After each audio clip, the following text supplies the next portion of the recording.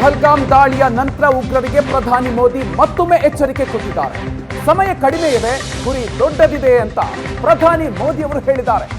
ವರ್ತಮಾನ ಪರಿಸ್ಥಿತಿಯ ಬಗ್ಗೆ ಮಾತಾಡಲ್ಲ ಅಂತ ನರೇಂದ್ರ ಮೋದಿ ಅವರು ದೆಹಲಿಯಲ್ಲಿ ನಡೆದ ಯುಗ್ಮ ಸಮಾವೇಶದಲ್ಲಿ ಈ ರೀತಿಯಾಗಿ ಮಾತಾಡಿದ್ದಾರೆ.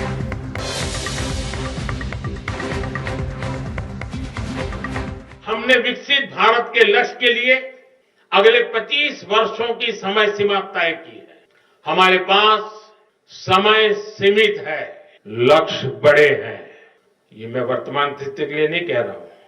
और इसलिए ये जरूरी है कि हमारे आइडिया की प्रोटोटाइप से प्रोडक्ट तक की यात्रा भी कम से कम समय में पूरी हो.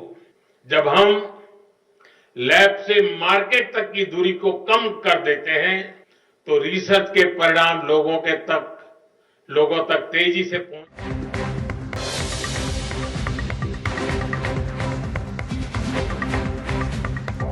ಸೇನೆಗೆ ಪರಮಾಧಿಕಾರದ ಬೆನ್ನಲ್ಲೇ ಪಾಕಿಸ್ತಾನಕ್ಕೆ ಪುಕ ಶುರುವಾಗಿದೆ. ಪಾಕಿಸ್ತಾನದಲ್ಲಿ ಮಧ್ಯರಾತ್ರಿಯಲ್ಲೇ ತುರ್ತು ಸುದ್ದಿಗೋಷ್ಠಿ ನಡೆಸಲಾಯಿತು.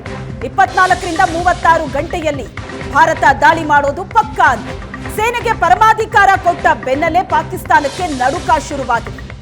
ಪಾಕಿಸ್ತಾನದ ನಡುಕ ಹೇಗಿದೆ ಅನ್ನೋದು ಇದರಲ್ಲೇ ಗೊತ್ತಾಗ್ತಾ ಇದೆ.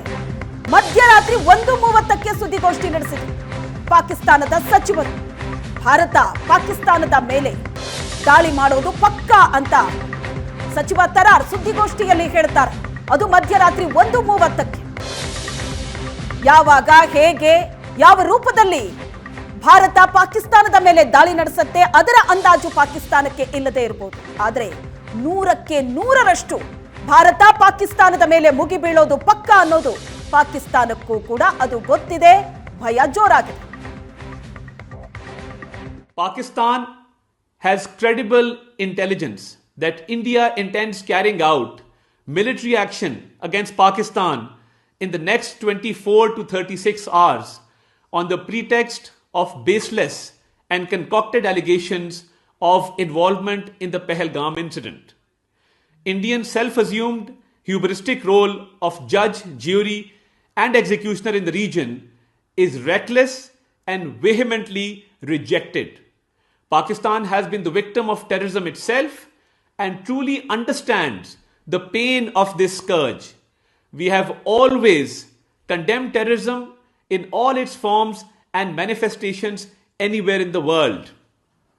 Being a responsible state, Pakistan open-heartedly offered a credible, transparent, and independent investigation by a neutral commission of experts to ascertain the truth.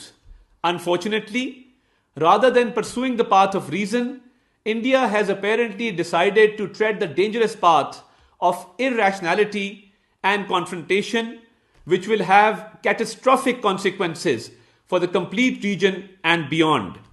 Evasion of credible investigation is in itself sufficient evidence exposing India's real motives. Consciously making strategic decisions hostage to public sentiments. ಇನ್ನು ಇಷ್ಟೆಲ್ಲ ಬೆಳವಣಿಗೆಗಳು ಆಗ್ತಾ ಇರುವ ಮಧ್ಯೆ ಪಾಕಿಸ್ತಾನದಿಂದ ಗಡಿಯಲ್ಲಿ ಮತ್ತೆ ಗುಂಡಿನ ದಾಳಿ ಮುಂದುವರೆದಿದೆ. ಪಾಕಿಸ್ತಾನದಿಂದ 10ರಿಂದ 12 ಸುತ್ತು ಗುಂಡಿನ ದಾಳಿ ಆಗಿದೆ. ನೌಶೇರಾ, ಸುಂದರ್ಬನಿ, ಅಕ್ನೂರ್ನಲ್ಲಿ ಅಪ್ರಚೋದಿತ ದಾಳಿಯನ್ನ ಪಾಕಿಸ್ತಾನ ಮುಂದುವರೆದಿದೆ. ಅಂತಾರಾಷ್ಟ್ರೀಯ ಗಡಿಯಲ್ಲಿ ಪಾಕಿಸ್ತಾನದಿಂದ ಫೈರಿಂಗ್ ಆಗಿದೆ. ಒಂದು ಕಡೆಯಲ್ಲಿ ಯುದ್ಧದ ಆತಂಕದಲ್ಲಿ ಪಾಕಿಸ್ತಾನ ಇದೆ. ಇದರ ಮಧ್ಯೆಯೂ ಕೂಡ ನಿರಂತರವಾಗಿ ಈ ರೀತಿಯಾಗಿ ಅಪ್ರಚೋದಿತ ಗುಂಡಿನ ದಾಳಿಯನ್ನು ಮುಂದುವರಿಸ್ತಾನೆ ಇದೆ. ಅಂತಾರಾಷ್ಟ್ರೀಯ ಗಡಿಯಲ್ಲಿ ಪಾಕ್ನಿಂದ ಫೈರಿಂಗ್ ಆಗಿದೆ, ನಿರಂತರವಾಗಿ ನಡೀತಾನೆ ಇದೆ. ಮತ್ತೊಮ್ಮೆ 10ರಿಂದ 12 ಸುತ್ತು ಗುಂಡಿನ ದಾಳಿ ಆಗಿದೆ. ಇದಕ್ಕೆ ಭಾರತೀಯ ಸೇನೆಯಿಂದಲೂ ಕೂಡ ನಿರಂತರವಾಗಿ ತಕ್ಕದಾದಂತಹ ಪ್ರತ್ಯುತ್ತರಗಳು ಹೋಗ್ತಾ ಇದೆ. ಕಳೆದ 6 ದಿನದಿಂದ ನಡೀತಾ ಇರುವಂತಹ ದಾಳಿ ಇದು. ಪಾಕಿಸ್ತಾನದ ಕಡೆಯಿಂದ ಗುಂಡಿನ ದಾಳಿ ನಡೀತಾ ಇದೆ ಗಡಿಯಲ್ಲಿ. ಪಹಲ್ಗಾಮ್ ಅಟ್ಯಾಕಿನ ನಂತರ ಬೆದರಿರುವಂತ ಪಾಕಿಸ್ತಾನ ಒಂದು ಕಡೆಯಲ್ಲಿ ತನ್ನ ಮೇಲೆ ಭಾರತ ಅಟ್ಯಾಕ್ ಮಾಡಿದ್ರೆ ಅದನ್ನ ಯಾವ ರೀತಿ ತಡಿಬೇಕು ಅದಕ್ಕೋಸ್ಕರ ಸಿದ್ಧತೆ ನಡೆಸಿದೆ. ಮತ್ತೊಂದು ಕಡೆ ಉದ್ದಟತನದ ಪ್ರತಿಕ್ರಿಯೆಗಳು ಬರ್ತಾ ಇದೆ. ಗಡಿಯಲ್ಲೂ ಕೂಡ ಸೈನಿಕರ ಉದ್ದಟತನ ಪಾಕಿಸ್ತಾನದ ಸೈನಿಕರಿಂದ.